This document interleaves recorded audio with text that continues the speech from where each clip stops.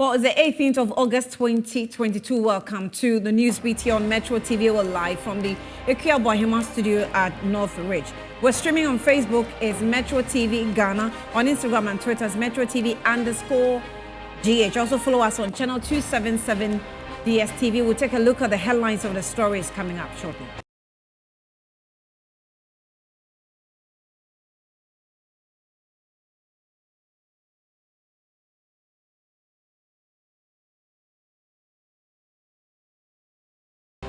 Bloomberg predicts the cedi will continue to fall further despite the attempts by the Bank of Ghana to increase the benchmark interest rates to slow down the decline of the currency.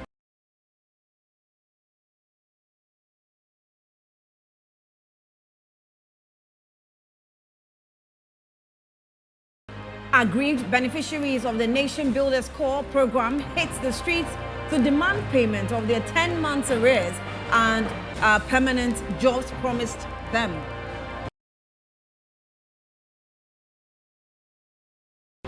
And on the foreign front, the power has been restored in Nigeria after the nationwide blackout due to a workers' strike over pay.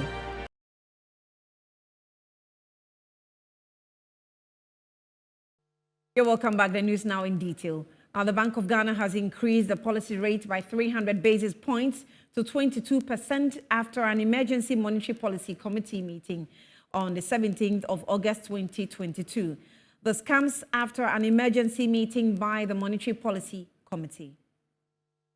The Bank of Ghana earlier this week announced an emergency meeting starting on Wednesday, 17th August 2022. The meeting was expected to review developments in the economy over the past month. Finally, the BOG has come out with a decision to increase monetary policy rates by 300 basis points to 22%.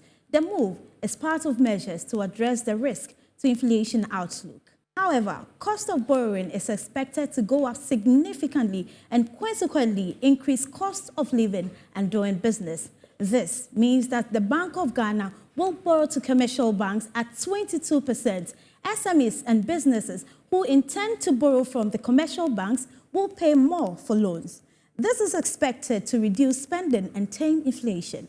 The MPC also took additional measures, including raising the primary reserve requirement of banks from 12% to 15% to be implemented in a phased manner. Therefore, the reserve requirement will go up by 13% from September 1st, 2022, and subsequently to 14% by October 1st, 2022, and then 15th by November 1st, 2022. To boost the supply of foreign exchange of the economy, the Bank of Ghana has said it is working collaboratively with the mining firms, international oil companies, and their bankers to purchase all foreign exchange arising from the voluntary repatriation of export proceeds from mining and oil and gas companies. This is believed will strengthen the central bank's foreign exchange auction and subsequently the cedi. In July 2022, the MPC of the Bank of Ghana kept the monetary policy rate at 19%, citing risk to inflation but balance to growth. Well, meanwhile, Bloomberg is predicting the cedi's fall may extend despite the BOG hiking the policy rate to 22%. The currency has dropped from 15 straight weeks, and the BOG latest move is to slow the decline. The cedi has weakened 36.63% this year, making it the worst performing currency after Sri Lanka's rupee. Now, according to Bloomberg. Let's take a look at the Bloomberg's 30-year analysis of the cedi. All right, so that's what we have on the screen. It says history shows cedi's 15-week declining streak risk further slide. We have the forward period, we have the average return, and we have the average winning return in percentages. So in 13 weeks, the average return has recorded 16.5%. The average winning return is 16.5%. In 26 weeks, it records 29.2% in the average return, and of the average winning return is 29.2. In 52 weeks, it records average return 59.7, and winning is 59.7. The source, of course, is Bloomberg data analysis analyzed from 1992 till date.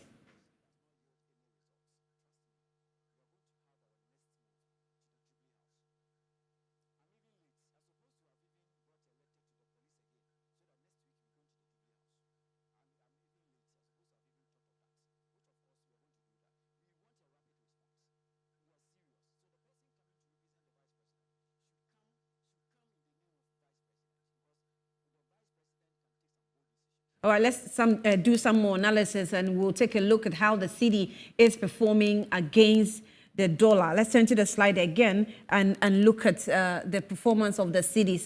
So obviously, the Ghana cedi to the dollar is now 1.06. 1.06. So it's almost every day there is a bit of some points, percentage points change. And the cedi to the dollar, we have 30 cedi will be 3 cedis, 17 pesos. 50 cedis will be $5.28. 1 cedi will be $10.57. 500 cedis will be $52.84. 1,000 cedis will be $106. And we also have 2,000 cedis will be $211. 5,000 cedis will be $528. And if you have 10,000 cedis, you have to change to $1,057. 3,000 will give you 3,171. And then if you have 5,000 Ghana cedis, then you are looking at what? Okay, when you have 5,000 Ghana cedis, you're looking at 50,284. Okay, 284. That's if you have 5,000 cedis. This is, okay, so this is the dollar to the cedi rate. So remember we have the, if you're buying and selling. So from the dollar to the cedi rate, $1 will go for 9 cedis, 46 pesos. $3 will go for 28 cedis, 39 pesos. $5, you get 47 cedis. For only $5, it's 47 cedis, 0.31, yes. Now, $10, you get 94 cedis, 62 pesos. $50, you get 473 Ghana cedis. $100, you get 946. For $100, is 946. $200, you would get 1,892. $500, you get 4,731. $1,000, you get 9,462. $3,000, you get 28,387. $5,000, you would have 47,311. Now, so the Ghana cedi is 9.4622 per dollar. And this is by Thursday, August 22, 2022. August 18, 2022. And that is the update by today. It is very likely it can change tomorrow, because just last night I was having a little bit of debate with someone over 100 cedis to the dollar. Now, let's do some other stories. And technical advisor to the Office of the Vice President, Dr. Tia Abdul Kabir Mahama, says hikes in inflation is not peculiar to Ghana. He admonished Ghanaians to shy away from disdain comments against the economy. But the legal team member of the NDC has described managers of the economy as being painfully incompetent, adding that the country's monetary policies have been misdiagnosed, hence the nosedive. This happened on Good Morning Ghana earlier today. Inflation for July had jumped to 31.7%. And then this particular jump actually showed a significant move. Let me put on record that across the West African region and even some other countries, it's like a pattern. Burkina Faso increased by the same 3%, month on month from June to July. The West African Economic Money Union, that particular union, also have an average of about 3%. In fact, it increased from 12.6 to 16% over the same period. And we also have Uganda also experiencing another 3% inflation rise. So it suggests that, look, the 3% rise over the figure for June and July hasn't actually been peculiar to this country. It does appear that the governor now is basically beginning to finance government's deficits. And he boldly announces this. You see, when my brother was talking, he made mention that effectively we are doing about 15 billion Ghana cedi in terms of overdrafts from Bank of Ghana to the ministry or to government of Ghana. Now, when you have a situation where overdraft alone is amounting to 15 billion Ghana cedis, then technically you are printing notes into the system. Because what it means is that government now spends and then you pay for it. How are you paying for that expenditure by government? You can only do that by the issuance. But you are calling... Well, so Alberta Bisu, my colleague, is engaging Importers and Exporters Association Executive Samson Asaki. Let's cross over to her to have the conversation.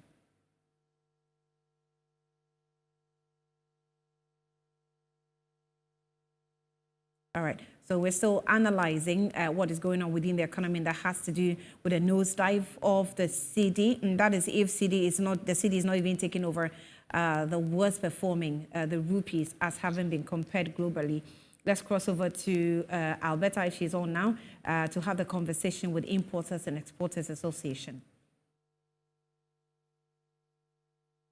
Well, thank you very much.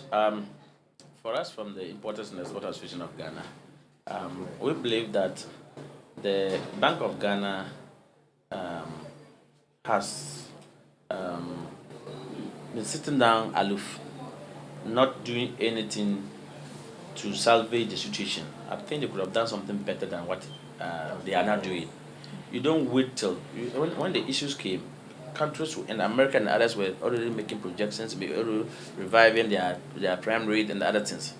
But our Bank of Ghana were sitting. Now, this current dispensation, I think the last time was in the 1st March 2022 that they increased the prime rate to 90%. Yeah, that's in July. It used to be, it was July, right? Yeah. It used to be 14.5, right? Good. Now, and from there, the governor of Bank of Ghana tell commercial banks to increase their interest rate to be in consonance with this. Now that it has moved to 22%. Our interest rate is hovering at 40% now. That is what it's telling us. And already the cost of borrowing is not easy in this country. That we would want to have, additional increase. I've seen that even the commercial banks cash deposit has been increased also. It's to 25. There's something like that. There's something I think on that read yesterday. So it tells us that means they have to increase they have to recapitalize them by themselves. Sure. Increase their capital ratio that they're having, and also increase their interest rate. It is not normal. It's not going to be the best. It's not good for the country at the moment. Already our city has suffered. The interest rate Ghanaians have been complaining about the cost of borrowing is not something to drive them about. Even Ghanaians were even running away from the banks. Now that it's even gone to like 22%, it's becoming a challenge to us as a business community. So we didn't receive the news in the happy that we're supposed to have. The mood have changed since this morning. I'm sure the whole Ghana was discussing about the Bank of Ghana monetary policy issue. We have lost hope. We strongly believe that this is not the right time for the financial system to do such a thing. So it just came. We will have to monitor and to see how the commercial banks will be doing. But for us, I'm sure in the business community, we didn't take it lightly. It's not the best. Okay, you mentioned that the Bank of Ghana could have done something better. What could they have done apart from increasing the monetary policy rate, which in turn it's supposed to tame inflation?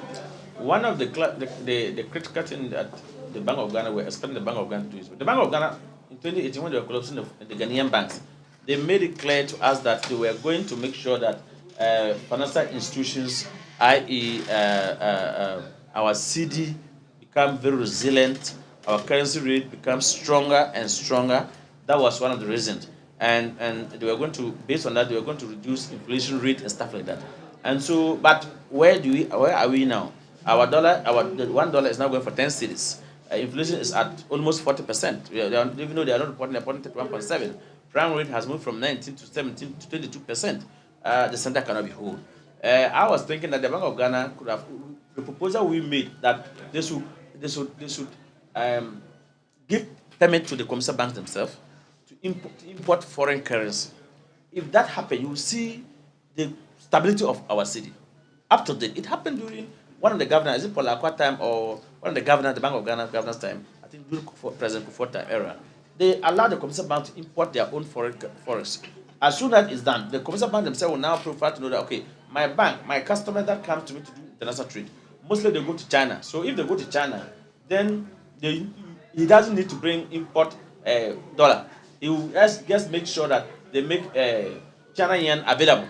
So that anybody, so far you come to pick your form to apply, say it's China, they transfer China yen. And this black market issue, the Bank of Ghana has been sitting in this country just issuing paper that you are not supposed to trade with forestry, you must supposed to have a license, isn't it? So black market, are they being licenses? We know of only the forest bill. If you and I go to the forest bill, you can only withdraw 10,000 equivalent or dollar equivalent, is that not it? But today, you go to Alaji can give you as much as $100,000, $200,000, $1 million, and you can go to it's in a glare, the eyes of people. So the black market is not even determine the interest rate. You go to commercial bank, and again, I'm saying the Bank of Ghana failures because the Bank of Ghana will offload forex. I think one of them, they said that the $750 million the Parliament has approved, they will give to BDC to make sure that they can bring the fruit and so that for stability. But you give forex to the commercial banks every day to trade or every week to trade. Then importers and other traders associations have been complaining that anytime they put their monies at the bank manager will call you back and tell you can only go to Alaji. Point is, where did Alaji get the forest from? Bank of Ghana give forest for you to trade. You go to the commercial bank, you see the rate, maybe 8 point something. Then they will tell you they don't have it. But you go to Alaji will say it's 10 cedis. Then you are compelled to buy. So you are making losses. So where is the management of the currency? Where is the mandate of the Bank of Ghana now? And we, from even the shipping industry, we've been saying that even some shipping companies, when the government rate or the interbank rate is like say 8 cedis, you will surprise you go to the shipping lines and the local handling charges, they peg it, they'll tell they hack it. They will take maybe 12 cedis or 11 cedis for the whole year. At the time we were 6 cedis, they were taking about 8 cedis. We'll bring you some more details of that in subsequent bulletins, but we've been joined via phone by Doris Ahiati, a fellow of the Chartered Institute of Bankers, Ghana, to tell us how this will impact the banking industry. Doris, thank you for your time and welcome to Newsbeat. I'm sure you've already been having discussions about the updates of policy, the latest policy rate, which is 22%. Tell us what discussion has been going on, the details of it. Right. Thank you very much. I think there was a certain level of, let me say, general despondency and a feeling of action being taken a little bit later than anticipated because the signs have been out there and there was the expectation that some action should be taken, especially with regards to the MPR rate, for example, which delayed a bit. But nonetheless, what we see in the current release shows a lot of audacity and boldness, and we want to commend the Bank of Ghana for these initiatives, even if they have come rather later than anticipated. Our belief, and as we engage in interactions in the industry on various platforms, is the fact that the audacious move, quite aggressive. You see that the MPR, for example, has been hiked by as much as 300 basis points. And then also cash reserve issue has been impacted. So you can see that there's this strong commitment to ensure that they take action that will shore up the value of the Ghana cedi. And we believe that this action that has been taken not only does it send a strong signal to the market, but it also sends a very positive and strong signal to the fiscal authorities as well, that it's about time that they got their acts together when it comes to consolidation of their fiscal plan. So we laud the Bank of Ghana for the moves that have been made with regards to the monetary space. So, but you are excited about the action taken by the Bank of Ghana. You describe it as bold and audacious. How about those you transact business with? It's definitely not good for the market, is it? There are two sides of the coin here, and I'm glad that you mentioned that the people that we transact with are not happy, because the interesting thing is that we ourselves as industry professionals also end up as customers in the transactions that happen, right? And what we have seen is that the free fall that the city has experienced recently has ended up with investors ending up with what we call negative real return. Because whatever returns you were earning at the prevailing interest rates, for example, means that you end up with returns that are below the rate of inflation. Mm-hmm.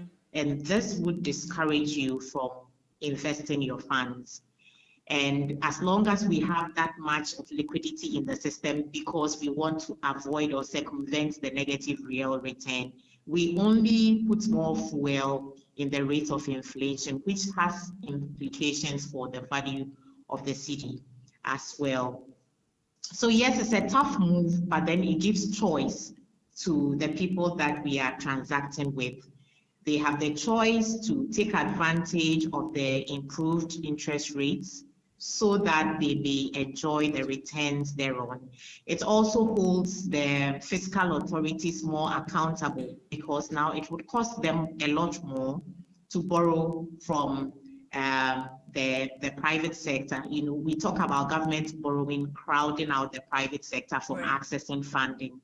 But with these audacious moves by the Bank of Ghana, you have to think again. You have to carefully consider whether you want to continue using that avenue to borrow.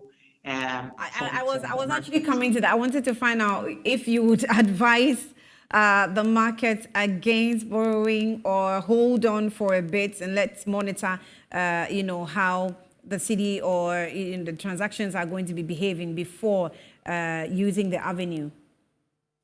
Right. So it's interesting that you ask this question.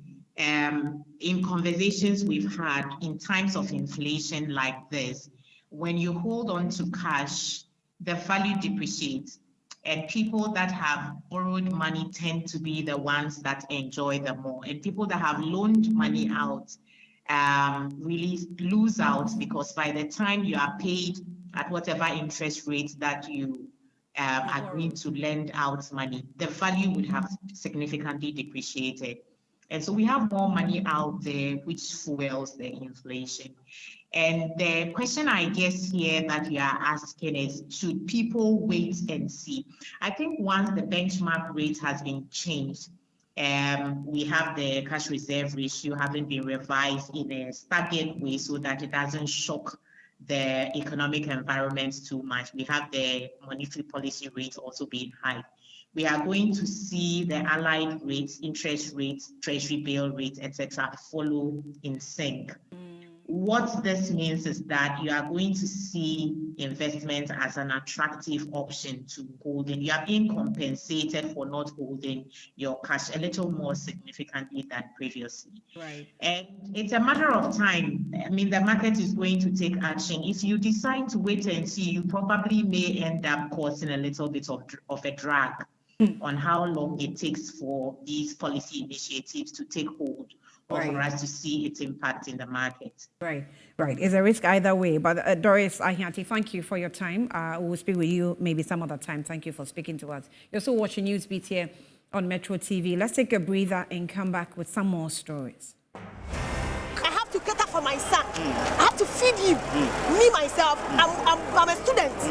The money that I used to pay my school fees, I don't have. Me need to pay my school fees. Me go graduation 22nd year. Me need. So where am I going to get the money? I have to work for it. So they have to give us our money. They have to pay me.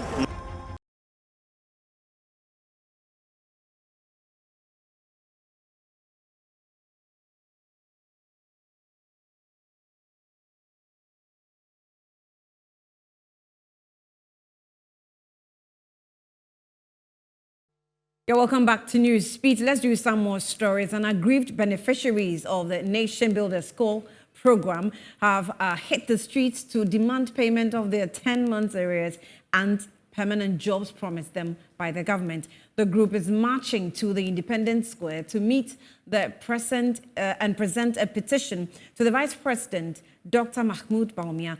My colleague Jeffrey Mauto Atipo has been speaking to some of the demonstrators. Through the NAPCO Secretariat, directed NAPCO trainees to remain at post, pending permanent arrangement from last year, 15th November, which of course, per the directives, we adhered to the directives and we have been at post from that time till now. 10 good months we have not been paid.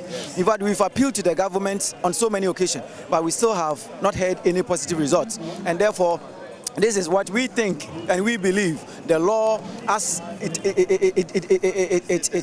stated we can use to get our demand, and therefore that is why we are here at Obrasport. So we are moving from here through the Farisco traffic lights, where we will go to the TEC intersection, and then from there to the National Theatre, then straight to the Custom Head Office, and then left to the Independence Square, where we are expecting the Vice President of the Republic of Ghana, His Excellency Dr. Mahmoud Bawumia, to come and take our petition. Of course, we've sent a letter to his office to make himself available through appealing that he should come around and take our petition. Of course, we are expecting the Vice President to be there. Yeah. If the Vice President, His Excellency Dr. Bawumia, fails to be there, we are going to march to the Jubilee House peacefully. Yes. We are going to look for him at the Jubilee House because we are not sending our petition back unless he receives our petition and tell us something positive. If not, we are not leaving. Of course, from here we are going to the Independence Square. We are going to sit down, we are going to cry and call for the authority to intervene rapidly for us because we are dying.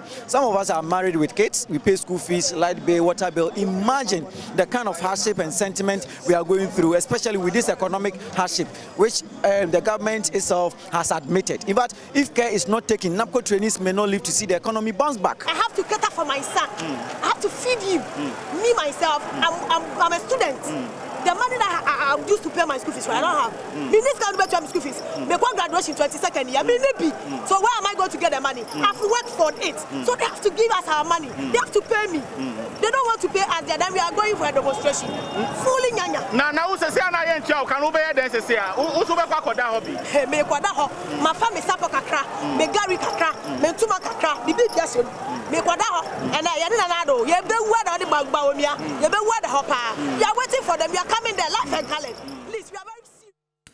Now, the demonstrators have successfully presented the petition to the Deputy Chief of Staff. Let's get details of that.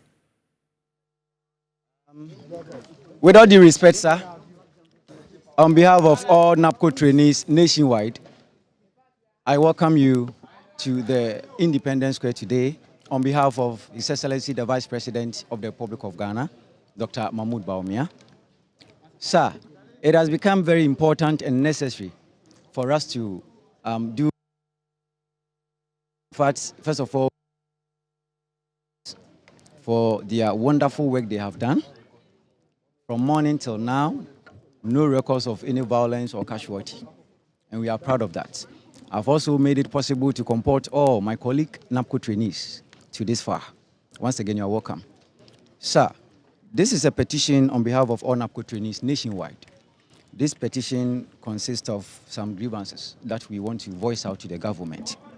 We have not just come out to do this program, but we started appealing to the press conference and other press releases, but we've not still had any positive results. Sir, with all due respect, your people are dying. Nation Builders Call, we are dying. And we can no longer build a nation on empty stomach. So with all due respect, today we are here to petition you. It's very simple. One is our arrears, 10 months in arrears. We are aware that the finance minister said on September 1st, the NAPCO is going to come to an end, which means we have few days to end it. What is our fate? Whilst we have still been owned 10 good months. We are dying. Some of us are married with kids. In fact, looking at the economy, which our president said he has the men to make sure the economy will bounce back, but he has no power to revive any dead person. Mr. Deputy Chief of Staff, on behalf of the President and the Vice President of the Republic of Ghana, we may not live to see the economy bounce back. If immediately our issues are not being resolved. We want all our 10-month arrears to be paid. Again, with the permanent employment agenda, which I recall, the president himself, the first nation builder, and the commander-in-chief of the Ghana forces on 2 radio occasions said they are putting things together to make sure every NAPCO trainee who qualifies to work under the public sector, private sector, will be given the opportunity. Again, those who want to do entrepreneurship will be given some seed capital. We appreciate that. People who want to further their education could also be sponsored through some scholarship. I mean, this is what we were expecting until, the bad news to we NAPCO trainees that we are all going to be integrated onto the USTART, which of course we have some of the NAPCO trainees who are teachers and others are nurses. Are we so these are people who have gone to the various teacher training colleges, the various nursing training colleges. They have their licensia, they qualify to work, and we are told to put all our professional certificate down. With all due respect, I ask again, is the government much interested in giving the loan or the utilization of the loan? Because if you are not business-minded and you are giving money, I don't know how you are going to use it. So with all due respect, we are here to also appeal that the NAPCO scheme should not be totally cancelled. Nation Builders Corps also requesting that the program should not be cancelled. Let's see how the authorities will deal with that as well. Now, for some more stories, the Northern Regional Branch of the Conference of Heads of Assistant Secondary Schools, CHAS, has indicated that the schools in the region will be closed down should government fail to pay arrears owed to the schools concerning perishables. There's more in the following desk report. The decision to close down the schools was arrived at after an emergency meeting by the Northern Regional Branch of the Conference of Heads of Assisted Secondary Schools, CHAS, on August 15, 2022. The arrears owed the schools up north concerning perishable items including foodstuffs is for the first term of the 2021-2022 academic year. A letter signed by the chairman of the Northern Regional CHAS, Reverend Edward Azeka, stated that heads of schools in the region would be compelled to send the SHS2 students who are in their second term home if nothing is done about the arrears. According to them, no money has been paid for 11 weeks of the second term, which makes going to the market very difficult. The letter further stated that suppliers who give schools credit for perishable items like eggs and meat are not ready to continue with the supply owing to the amount of indebtedness. The CHAS chairman entreated the government to pay the recurrent expenditure of the schools, which has been in arrears since last year. Steve Baba is Metro TV's Northern Regional Correspondent, and he joins us live for some more details. Steve Baba, thank you for your time. You're welcome. Good afternoon. Good afternoon, Annie. All right. So how many schools have you been able to visit, and what's the situation? Yes, this morning I visited about 5 schools within Tamale, and the situation was not friendly in all the schools I visited. I visited Ghana Senior High School, Kalisco, that's Kalpohini Senior High School, Vitin Senior High School, and Anbaria Senior High School. Currently, I am at Tamale Senior High School, where students complain to me that the food situation is still the same thing like it used to be earlier. And according to some of the officials that I spoke to in those schools, they told me that they are going through hell on earth just to manage the students, and it is a difficult situation for them. I spoke to a number of matrons within the schools, and they were not happy about the situation. In fact, some of them told me that it's not only perishable goods that they don't have main food items on campuses, and it is a very big challenge to them. At the Tamale Senior High School, I spoke to some of the students on campus who complained to me about how difficult it is for them to get food on campus. Let's go and listen to some of them. As students, we need to take in food to be able to do well concerning our studies. So the government should do well to release monies to buy the food, or do well in providing the food, if not providing money, so that the quality of the food and the quantity of the food will be enough and good for us to consume. So we can't be challenges for the future. The government have to do something about it. so that it will improve upon our learning because the food is not there. No. Some people cannot study with empty stomach. So we are pleading on behalf of the government to do something about the food. We should provide food for us.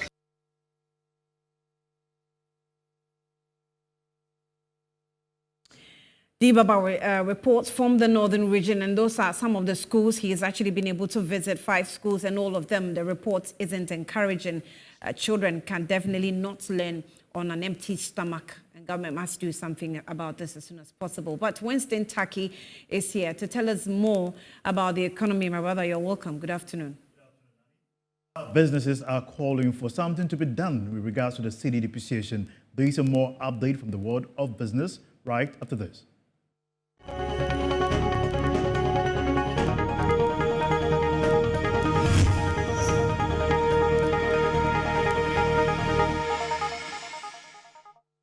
Now, a slide of over 15% against the dollar by early March meant that the cedi was the worst performing major currency in Africa, according to Bloomberg. In an interview with Metro Business, the Director of Business Development at the Association of Ghana Industries, Johnson Opoku-Boateng, says the currency depreciation has greatly increased the cost of buying raw materials for businesses, both domestically and imported.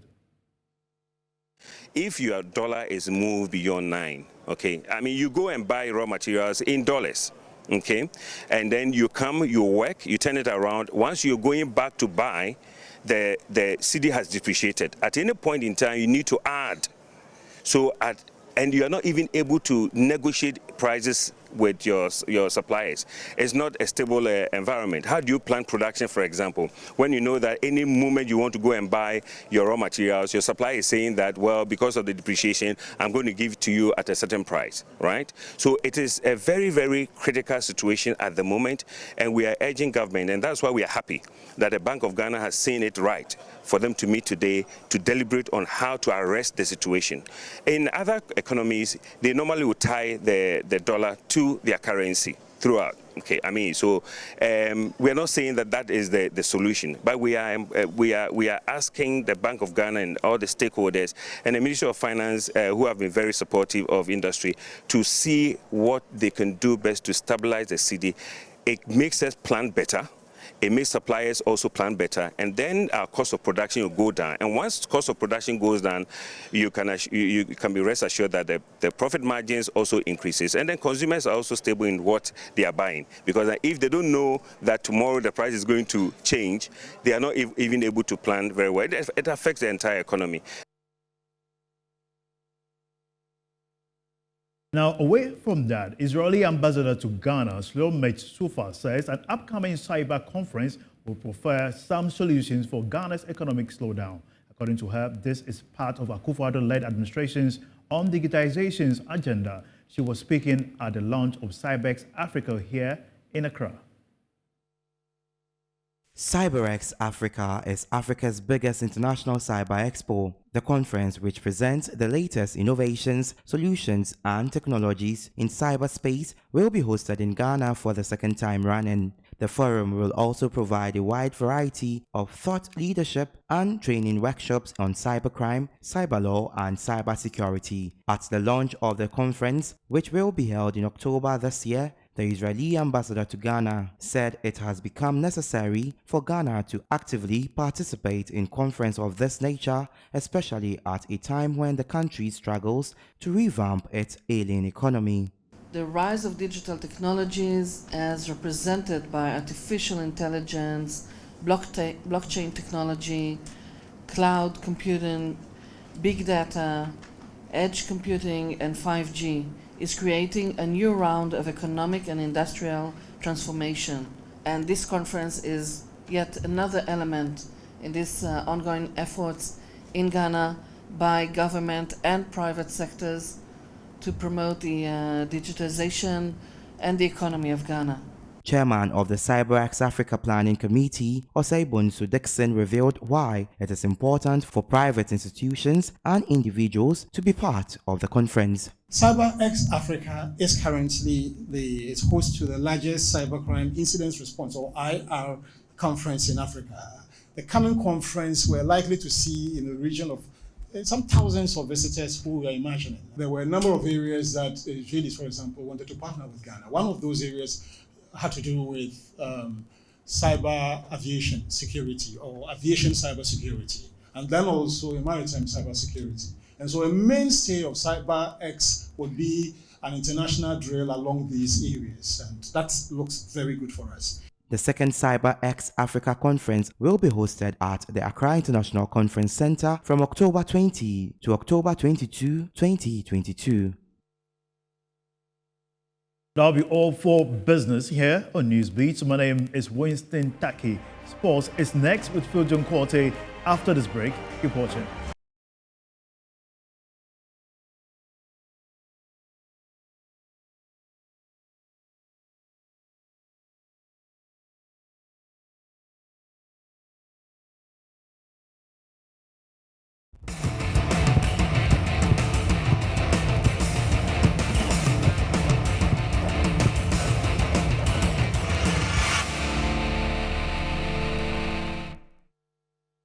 It's 14 minutes to 13 hours GMT here in Accra. My name is Phil John Quarte, and it's time for sports. Ghana's national under-20 women's team, the Black Princesses, failed to shine at the ongoing World Cup when they lost their third game at the championship in Costa Rica. Well, they were beaten by the Netherlands by 4-0 in their last tie. Ben Foko is in charge of the team. Fully defending well so far. Oh, the keeper tips it in the air, they lead. Goalkeeping error, again we've seen that. And it's opened up here for the goalkeeper to put it down, and she's done it again. Every time she puts the ball away. That is the sixth time we are not able to qualify from the group stage. I think he's very worried about when we came into this encounter on the sixth time. We decided to making sure that we qualify the group stage for the first time, then later we'll continue from the quarterfinals. But it's just unfortunate we lost 3 games and it seems to be like we are out of the competition. Nicely taken down and nicely played through as well. Just an opportunity maybe for Ghana to get that priceless first goal. She hits it brilliantly. Oh, they've broken their duck and it's an absolute sizzler that does the trick. Just gets into the possession, but she takes 1 touch, 2 touches, the third, and the fourth, and it's the fifth actually. So in all, the Black Princesses considered 9 goals and scored only 1 that they scored against the Netherlands in their last tie. They should be back in Accra within the next 2 days. Well, the issue of whether ex-Black Star captain Asamoah Gyan should go to the World Cup or not seems not to go in away. The latest to join talking about that issue is executive member of the Ghana Football Association, Dr. Tony Obeng. And capable of playing. I mean, many have some Obobo Roger Miller and other players are one way in their advanced ages are what ball pa. If you are Ronaldo with you in 36, I think we need some Asamoah Gyan. Into Ronaldo, but Asamoah Gyan I a fitter. That's all about there and join. But as he himself said, you know, also Beche or Bepeda or fit, no a fit, no let who do a fit there. He will present himself for consideration. One card out the number of last time by force. Now coach in who do a fitter. Also, so Mijidi say, you know, I mean, why not? Because of our experience. Or BBI. Inti Yamma first of all on your fit and fit enough to play in the very competitive international game today, Obobi a few years ago. Up and them there, they coach be a better Asamoah Gyan. I tell you, if Asamoah Gyan is good, because in the position, I mean personally, I'm sure that you will be all year experience to replace him. Since I personally, I'm sure that the kind of football he played, you be yet. It is enjoy fit them not now. I'm blinking in your cry over friend. If it comes back to the previous level now, why not? I mean, Suleiman Tari Obahasi, ne ball Obano, and with the experience room, maturity room. It is Obade, and also why you fit. And I insist on being fit because ball boy Kobana and your fitter. wo ahwe injuries bia ho hia pobotomato enwa. Dr. Tony Albin is an executive member of the Ghana Football Association, speaking in the Fanti dialect, expressing his opinion, saying that whether Samajan is fit or not, we have to wait and see, and whether he will be part of the Black Stars. But just before we'll go away and make way for entertainment, let's go to Jeddah in Saudi Arabia, because that is where the eyes of the boxing world will focus on Saturday, when Alexander Usyk meets Joshua Anthony. Важливо для мене, для моєї команди, для моєї країни. It's very important for me, for my team, and for my country. I'm really happy to be here. It's not my first time, it's my third time already in Saudi Arabia. And I feel like I'm gonna be here again and again. We learned each other in the first fight. He learned me, I learned him. But I don't think it's gonna be the new boat. It's gonna be the last boat will be continued for the round 13, 14, 15, or whatever it's gonna last. And this Saturday night will be a great fight.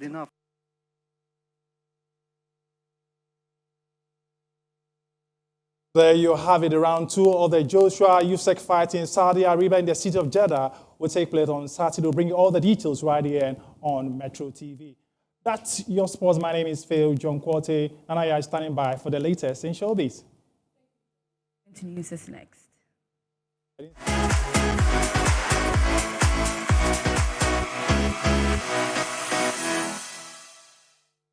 My name is Nanaya Tanobwache. Now, dance is our way of life where most people use it as a medium to relieve themselves from stress, hardship, and struggles involved in everyday life. Ghanaian dance is noted all across the world, and Ghanaian cultural dance artist Nana Enim has been sharing his journey with Metro News.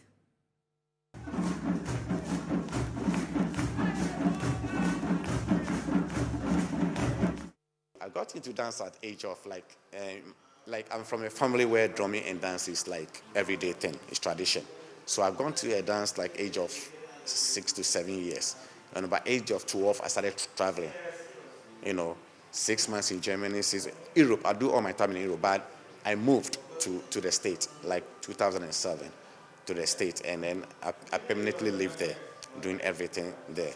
And it's going on well, because I'm so welcoming there with what I do, and respected. Yeah. I travel a lot. I travel most of the countries in the world. I'm not going to say all the countries in the world, but most of the countries in the world. And now I'm located in US.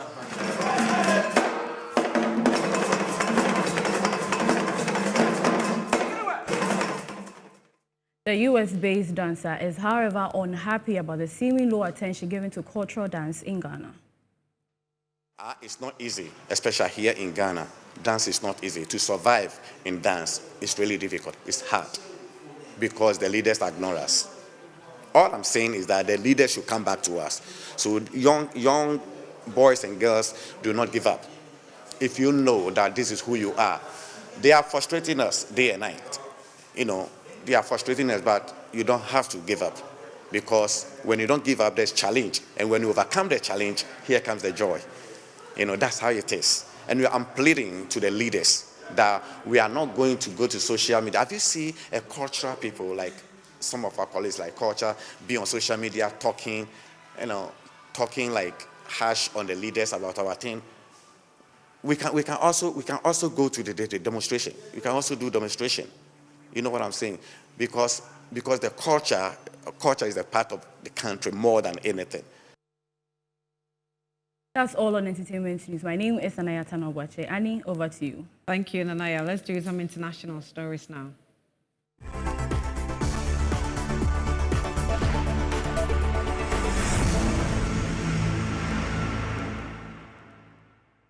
Power was restored to Nigeria on Wednesday night after the country was plunged into darkness after workers under the National Union of Electricity Employees earlier embarked on a strike to compel the government to honor an agreement from 2019 to pay former employees of the state-owned electricity company. The workers called off the strike after a meeting with the government, but have threatened to resume the strike in 2 weeks if their demands are not addressed. The head of Kenya's electoral body, The Independent Electoral and Boundaries Commission has accused the 4 commissioners who have not endorsed the presidential election result of trying to subvert the constitution.